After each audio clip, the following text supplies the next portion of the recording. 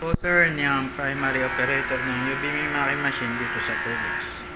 Ito po ang UBM Maki. As of April 29, bihira ito nagamit. Nagpahinga ito ng 2 days.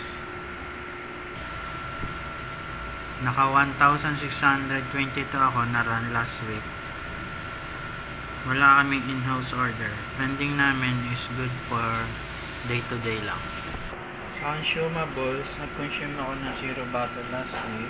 Dito naman ang in-use supplies namin. Nasa mismong machine lang. Good naman po.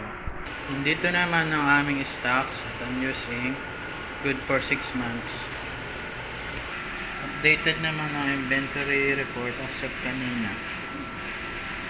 Ito po ang aking printer head area. Malinis naman po. Good naman po siya. Ito naman po ang aking cutting. Maayos naman po yan. Hindi naman siya naglalawa. Ganito naman po ang pag-head clean. After head clean, nozzle check.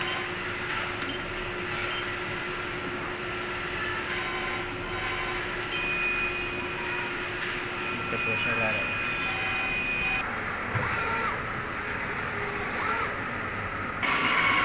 Nozzle check, okay naman po. Ito naman po yung waste tank area. Nilinis ng last Wednesday. Sa PC naman, hard disk level, tama lang. May 40% use. May update, antivirus and USB blocker.